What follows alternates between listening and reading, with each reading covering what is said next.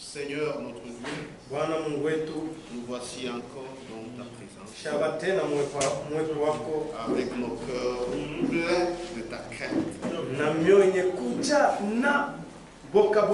Oui, nous te craignons, Seigneur. Tu es Dieu. Tu n'es pas un homme pour te repentir. Pourquoi nous savons que la promesse que tu nous as faite est réelle et que cela, ça s'accomplira.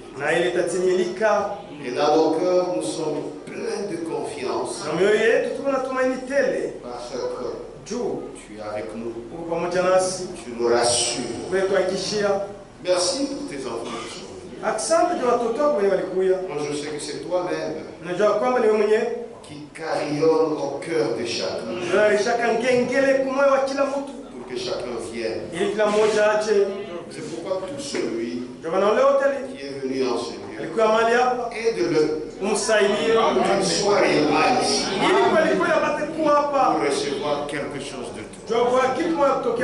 Aide-nous, Seigneur. Pendant que nous sommes réunis ici, que ton Saint-Esprit qui est dans ton église depuis la Pentecôte puisse être en nous.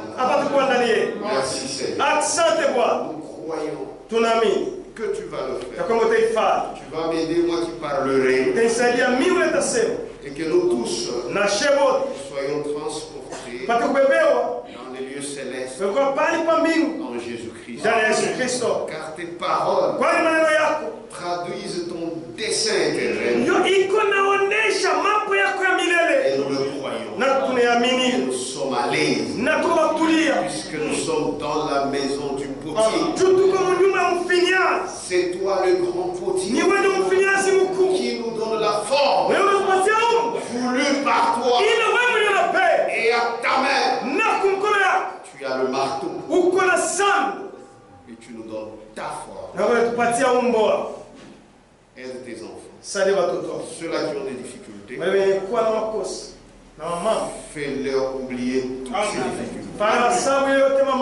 Et que toi, tu puisses t'agrandir devant eux.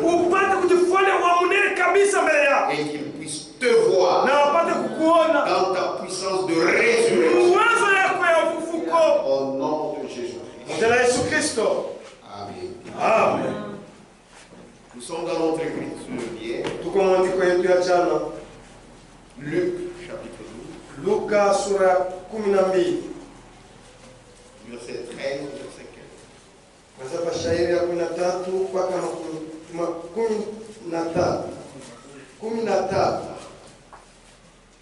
Quelqu'un dit à Jésus, du milieu de la foule, Maître, dis à mon frère de partager avec moi notre héritage. Jésus lui répondit, qui m'a établi pour être votre juge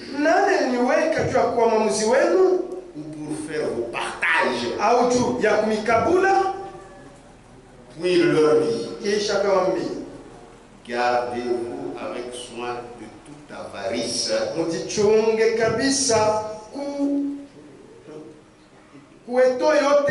car la vie d'un homme ne dépend pas de ses biens.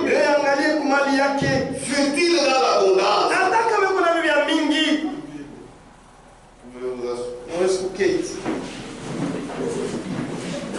La vie d'un homme, c'est ça notre terme. La vie d'un homme. Hier nous avons parlé de l'avarice.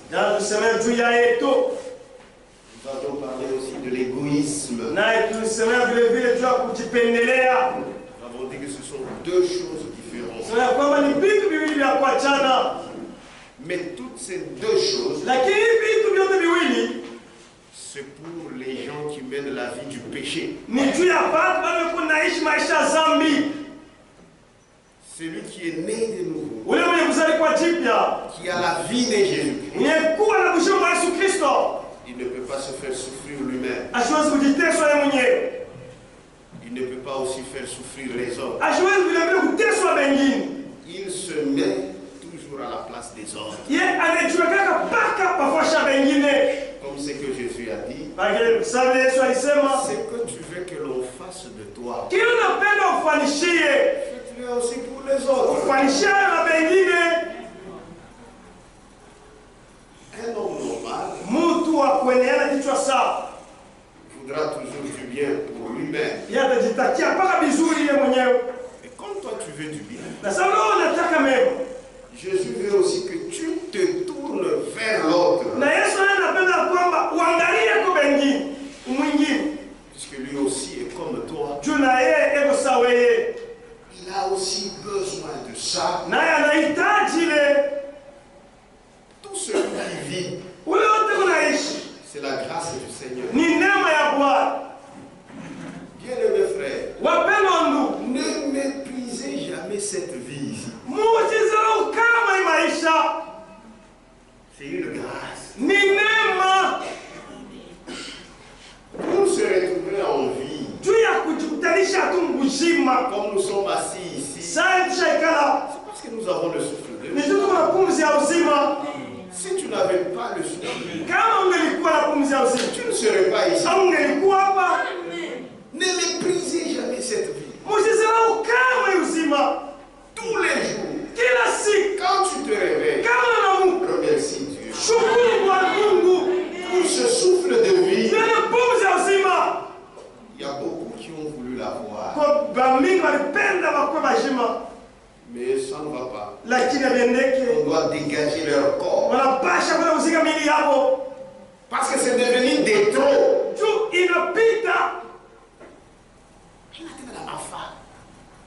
Amen. Même si on t'aimait, même si on citait ton nom, on va citer ton nom. Mais toi d'abord, allez, dégage.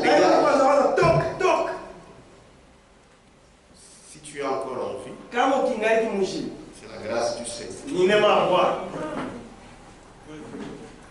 Et Jésus nous dit, la vie d'un homme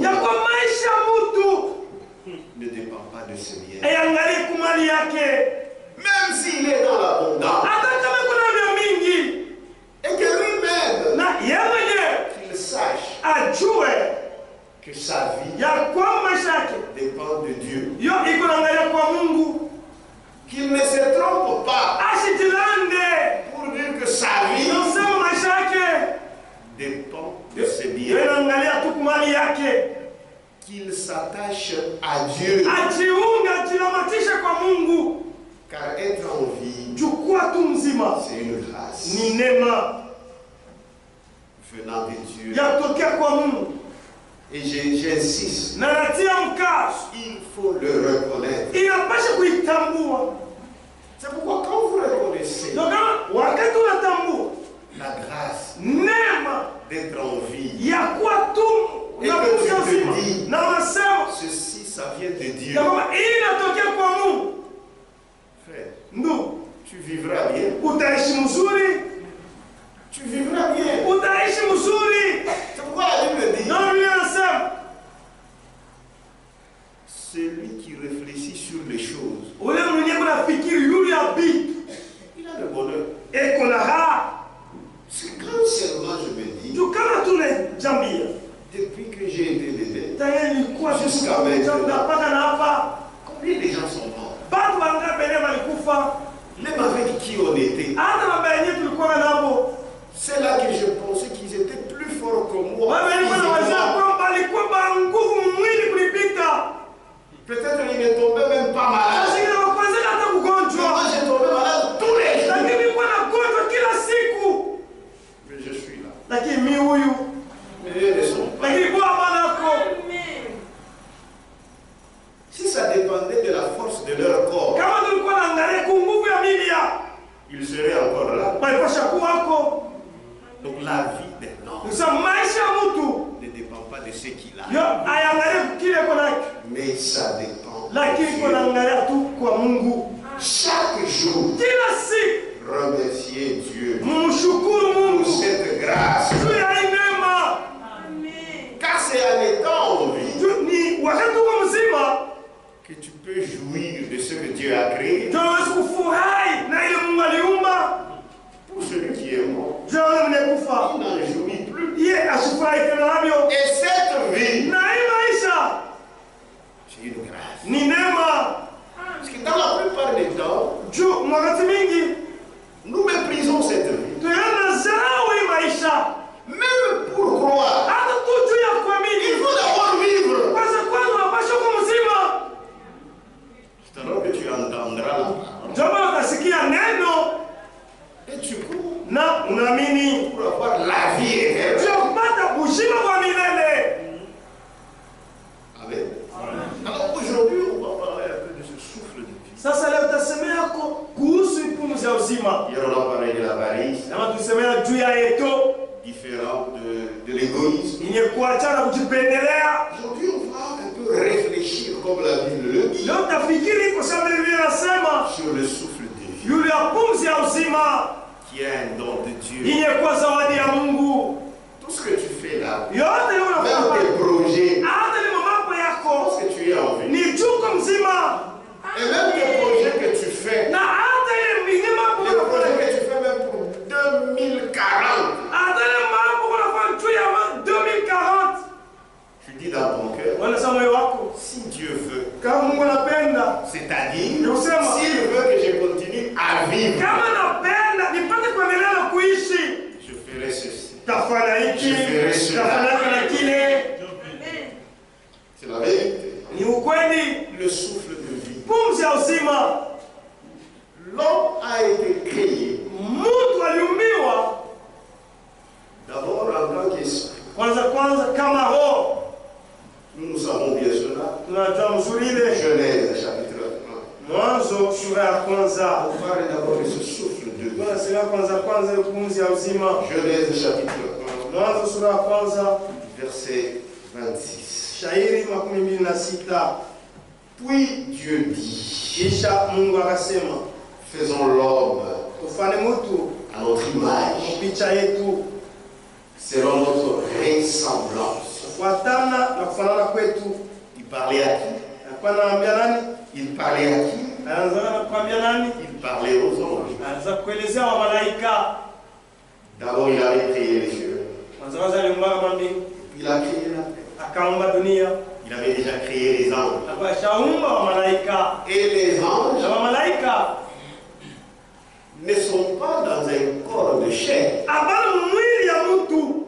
Ce sont des esprits. Comme Dieu est esprit. Eux aussi sont des esprits. Et Dieu parlait à eux. Faisons l'homme à notre image. Il ne parlait pas de la Trinité.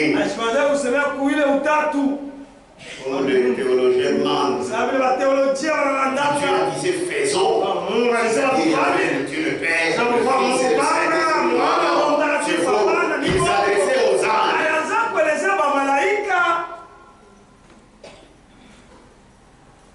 Faisons l'homme à notre image. Selon notre ressemblance. Et qu'il domine sur les poissons de la mer, sur les oiseaux du ciel, sur le bétail, sur toute la terre, et sur tous les reptiles qui rampent sur la terre.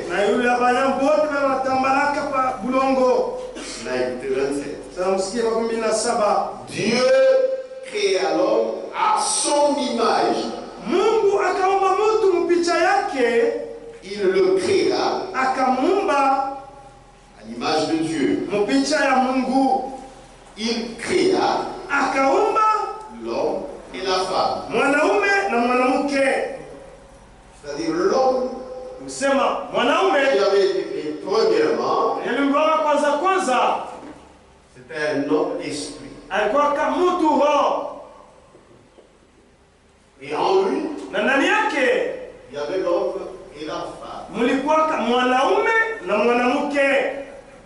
C'était en tant qu'esprit.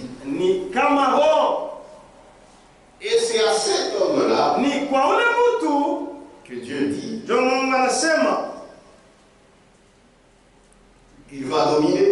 atatawala sur le poisson de la mer, juu ya wasamaki wa mbali, les oiseaux du ciel, juu ya ndege banga, le bétail, juu ya wanyama sur la terre, pa bulongo, sur tous les reptiles na juu ya wanyama wote wa qui kutambaa rampent sur la terre. pa bulongo. Oh, cet homme esprit, Ule mtu huo il devait régner apasha kutawala sur ce que Dieu avait créé. yule aliye Mungu aliumbaka. Comment devait-il jouir Namna gani alipasha kufurahi de ce que Dieu avait créé na ile Mungu aliumbaka s'il était esprit? kama alikuwa roho? Il fallait Ilipasha qu'il puisse avoir l'essence apate kuwa na milango pour entrer en contact avec ce que Dieu avait créé. juu ya kupiga mapatano na ile Mungu aliumbaka. Amen.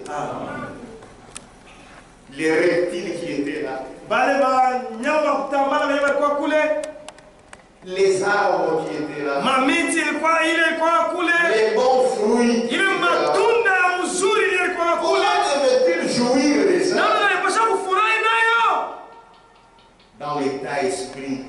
ile hali ya roho.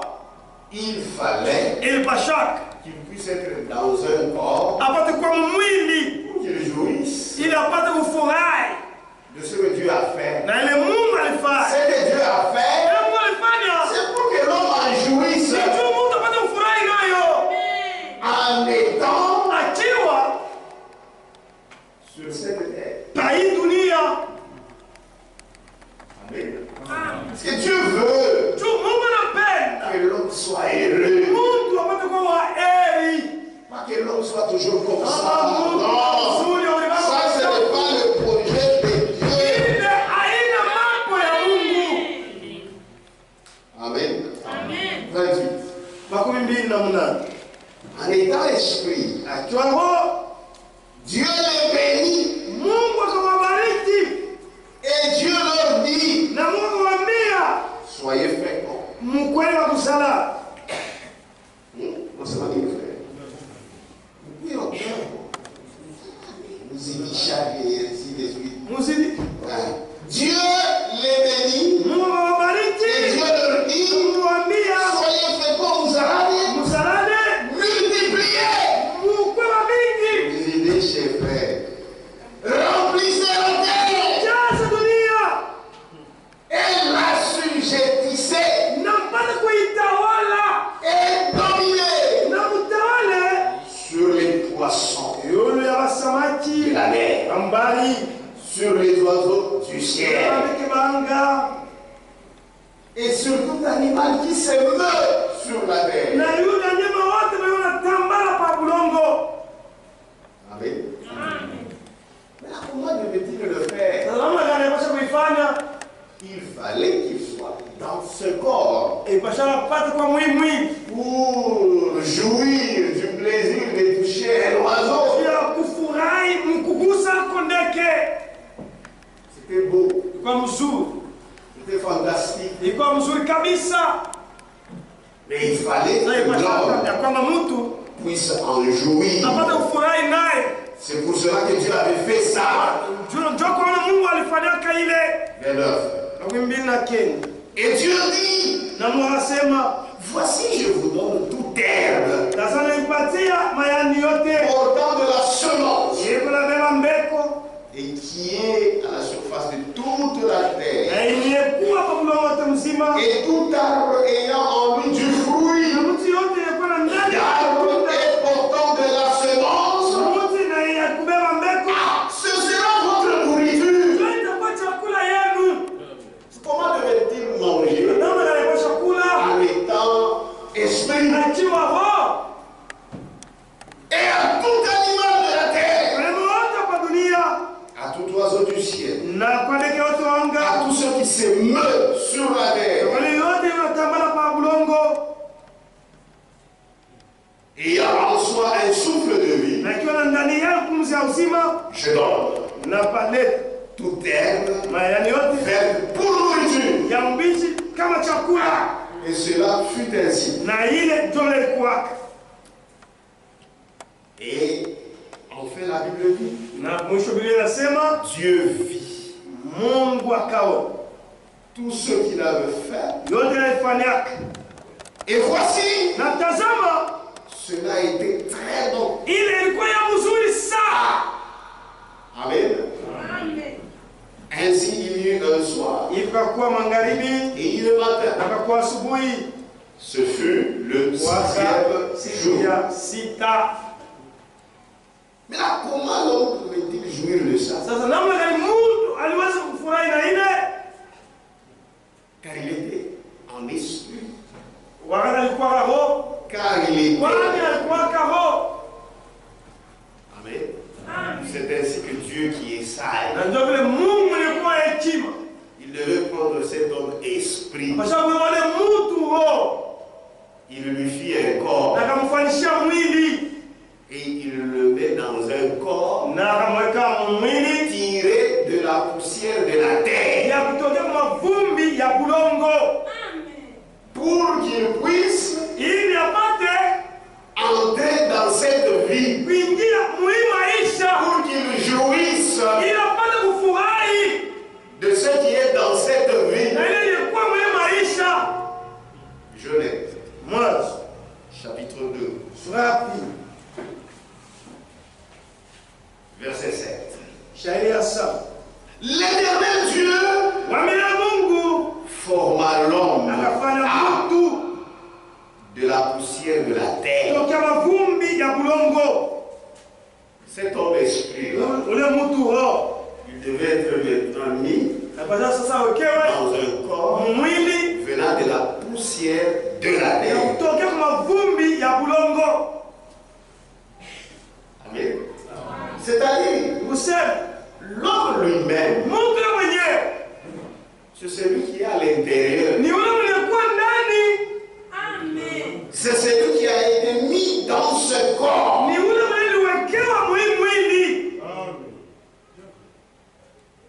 Maintenant écoutez, l'Éternel forma l'homme de la poussière de la terre. Maintenant écoutez, on va souffle de vie. Donc on peut s'imaginer, quand Dieu forma l'homme de la poussière de la terre, c'est-à-dire c'était inerte. C'était inerte. Ça n'a pas de vie. C'est inerte. Allez qui mouffe, il est là. Cadavre. Quand je pousse ici, c'est le souffle de vie. C'est le souffle de vie sur le terre.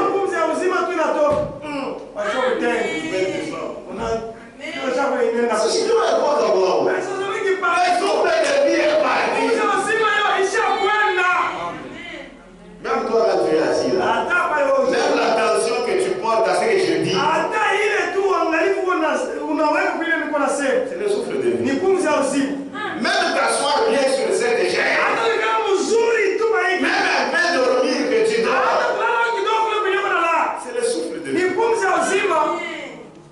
S'il n'y a pas de souffle de vie, c'est triste. C'est triste.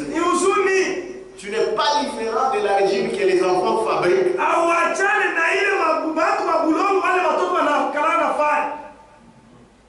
Amen. Dieu a formé. Et après avoir formé de la poussière de la il souffla dans ses narines.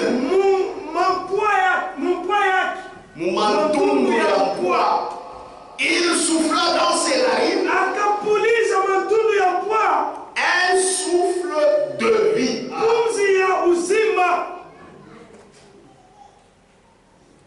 Il souffla quoi? Un souffle de vie.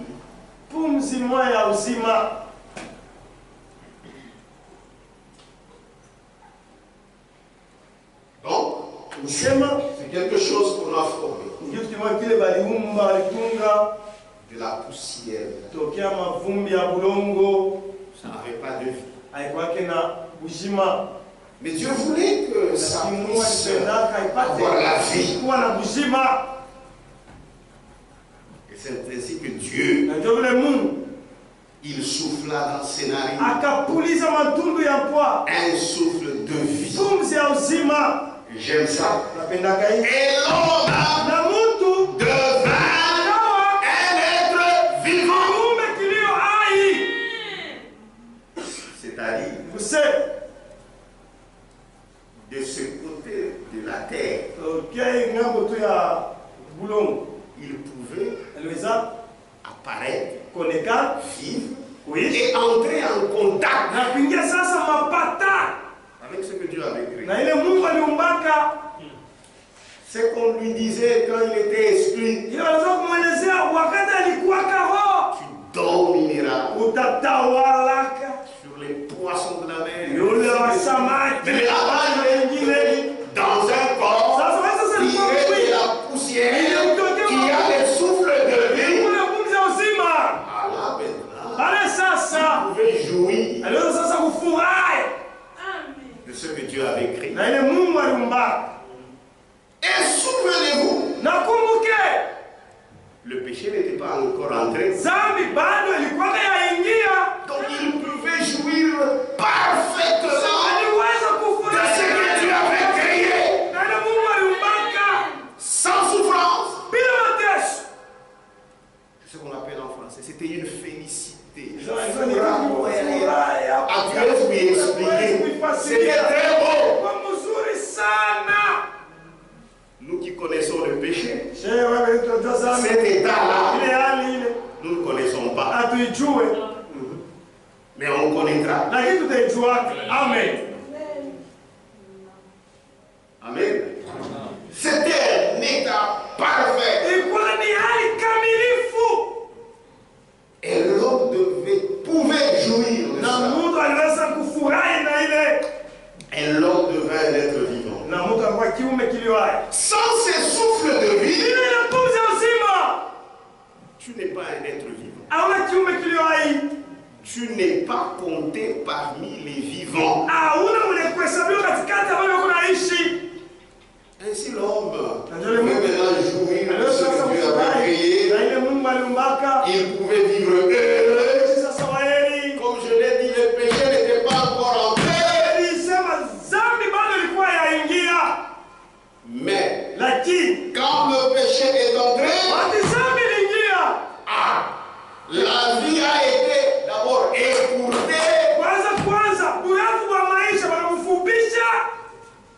Et elle est devenue pénible. C'est ce que j'en dis, non? Est-ce qu'on peut lire? Tout le monde connaît cette écriture. Lisons ça.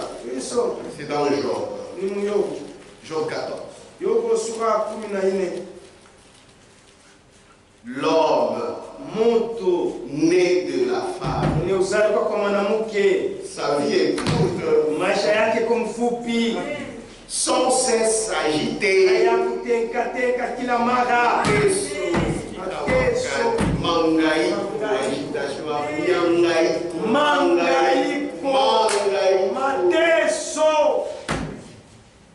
pourquoi? Le péché. La vie est devenue courte.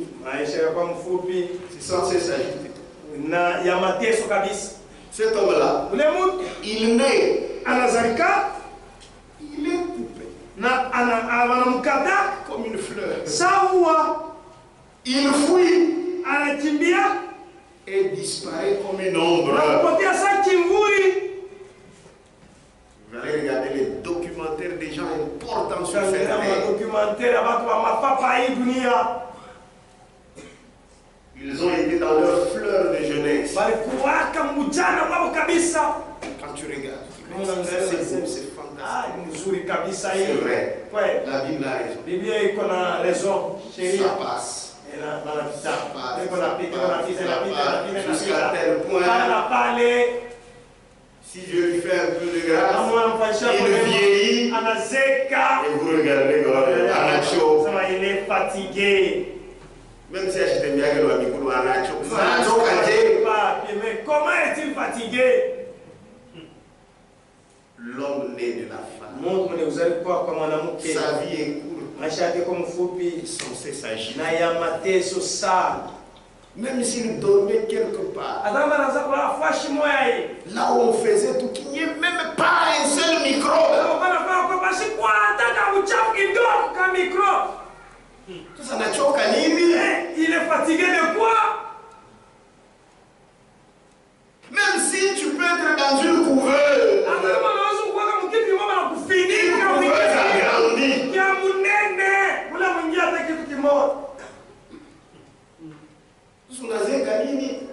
comment es-tu devenu vieux? Il est mon comble, pourquoi les dos fait mal? le péché Zambi est entré. iringia. Même si c'est très propre.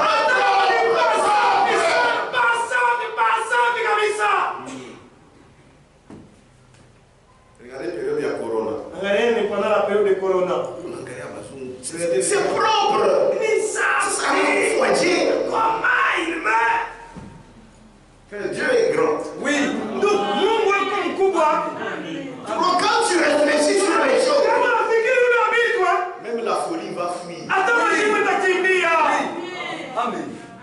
Dieu, il est grand. Taisons-nous seulement et adorons-le. Oui. Et Dieu est juste. Amen. L'homme né de la femme. Amen. Même s'il est né dans une case au gratte-ciel, l'homme né de la femme, sa vie est sans cesse agité.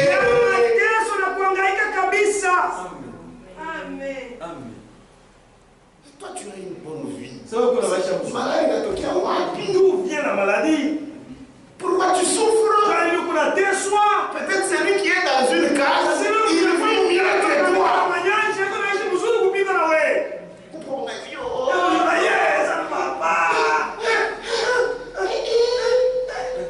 Peut-être l'autre est là, il n'est même pas dans les courants électriques.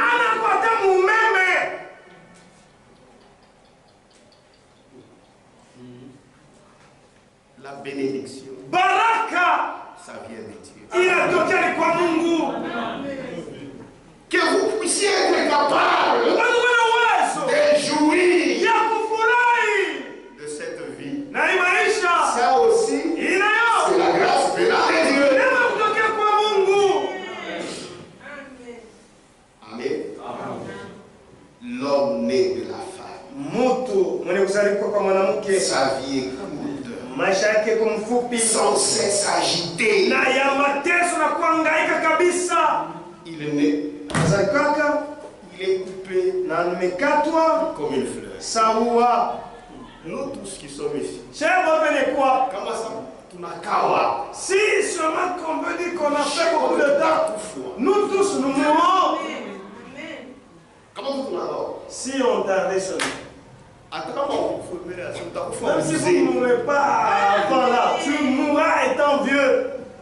L'homme né de la femme, Mtu wa kuzaliwa kwa mwanamke, sa vie est courte, maisha yake kwa mfupi, sans cesse agité. ya mateso na kuhangaika kabisa. Il naît, Tunazalika, il est coupé amekatwa comme une fleur. sawa, Il fuit nakimbia et disparaît na kupotea comme une autre. sakingu. Nous, on a ça. Il faut dire Je me dis, comment est-il mort celui-ci? c'est la parole. Ni neno. Jeunesse. Mwanzo. Est-ce qu'on est ensemble? Tuko pamoja? Jeunesse. Mwanzo Chapitre 3. sura ya 3. C'est pourquoi nous avons choisi la bonne part Anachagua sehemu ya mzuri qui ne nous sera jamais ôtée. ile abate tunyang'anyaka yo kamwe. Amen. Que celui qui aime le Seigneur, Ule mwenye mpenda Bwana qu'il soit béni. abarikiwe. Amina. Et que celui qui est le Seigneur, Na ule mwenye uchukia Bwana qu'il soit anathème. alainiwe kabisa. dit que ça va t'aider à quoi? Nous sommes contents. Parce que dans ce souffle de vie, nous avons reçu quelque chose de très merveilleux. C'est Jésus-Christ.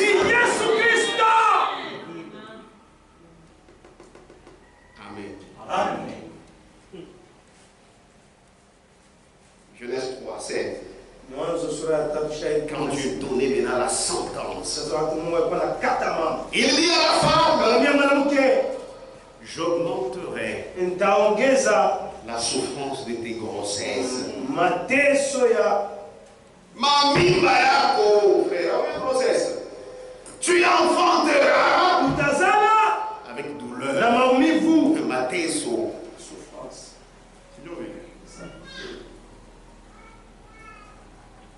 Tu enfanteras avec douleur. C'est la souffrance. Et tes désirs se porteront vers ton mari. Mais il dominera sur toi. Il dit alors, puisque tu as écouté la voix de ta femme et que tu as mangé de l'arbre au sujet duquel je t'avais donné cet ordre, tu n'en mangeras point. Le sol sera maudit. Mateso. La souffrance.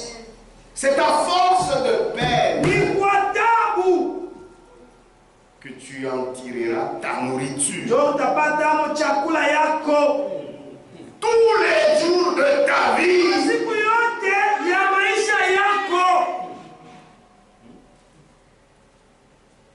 Un jour, je me posais la question.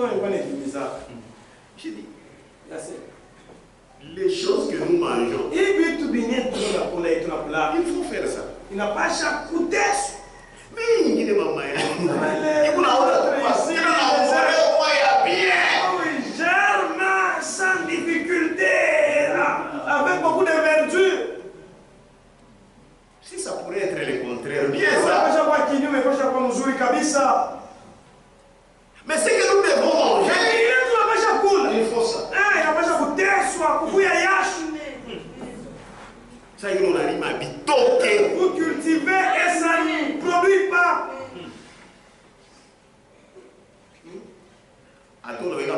Ça y est, vous mettez des engrais, ça ne tient pas. Tout c'est Dieu. J'ai tout respecté. Il y a même des herbicides. L'herbicide dans l'air ronge même la semence. C'est mon grand-père qui est venu me rendre visite. L'homme est de la sa vie est courte.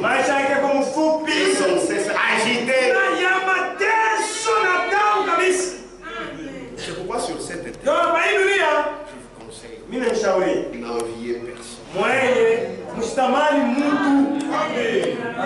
Vous savez le monde actuel, c'est un monde des apparences. Tu peux voir quelqu'un, Parce qu'il est très bien. Toutes tes souffrances prendront fin chez lui. Mais s'il commence à te dire, tu vas fuir et tu te dis, ah non, je suis un peu bien. Puisque les degrés de responsabilité se diffèrent. Tu allez à majukumu, mabushito ya kila mtu yako nayo ya mapato yako. Toi tu as tes 100 000 et cela te suffit. Tu achètes les 50 000 et autres, 50 000 et autres sont finis. Mais l'autre là, ton ami, l'autre là que tu envies, tu vois comment la tête lui fait mal. Donc, j'aime Christ. Nous avons une autre manière de vivre. Si tout le monde a yakuish, Frère, nous sommes les grands civilisés. Pourquoi?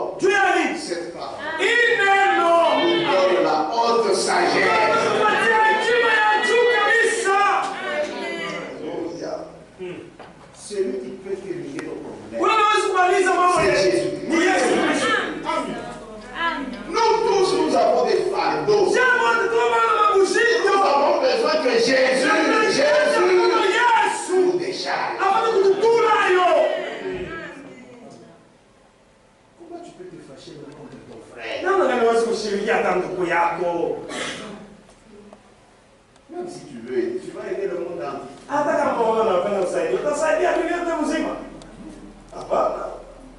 Un chrétien regarde à Jésus.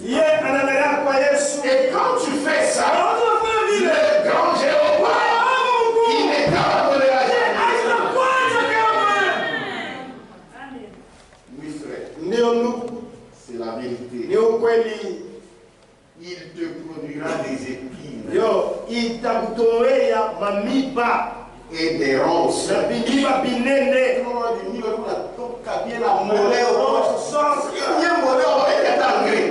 qu'on ne met même pas les engrais, les fertilisants.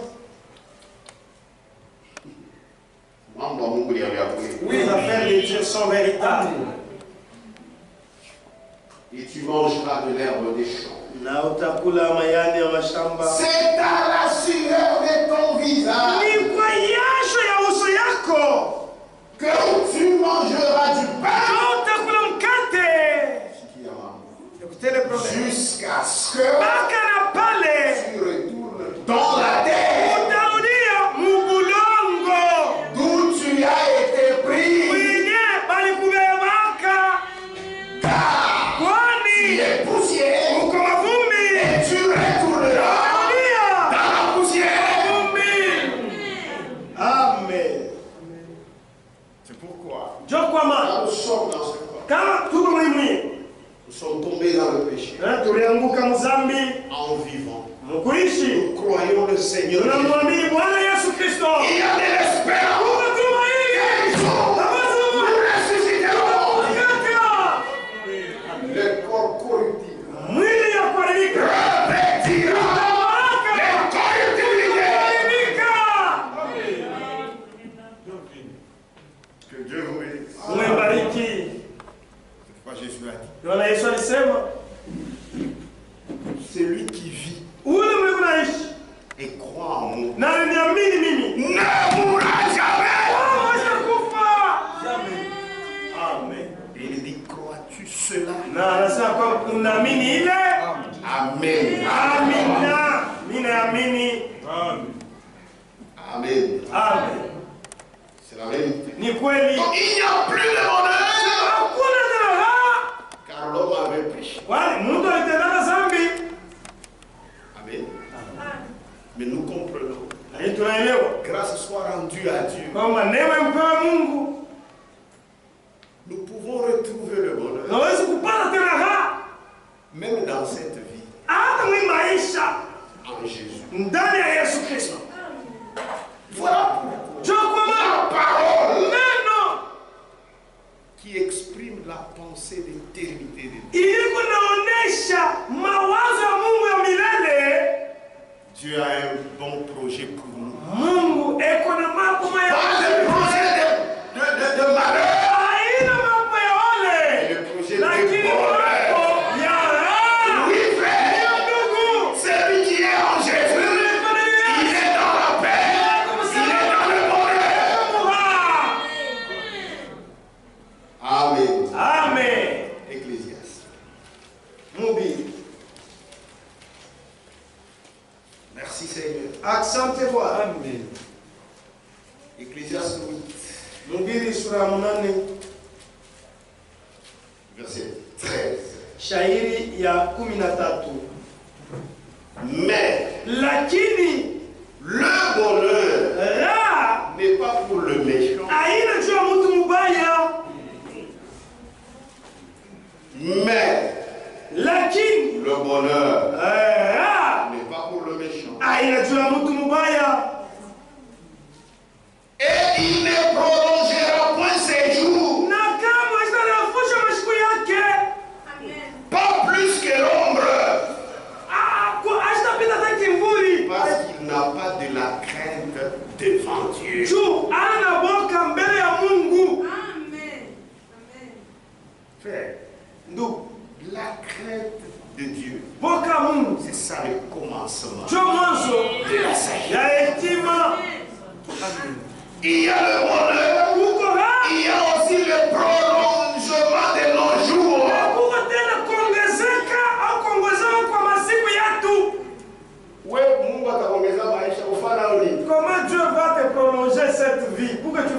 soi. En face quoi?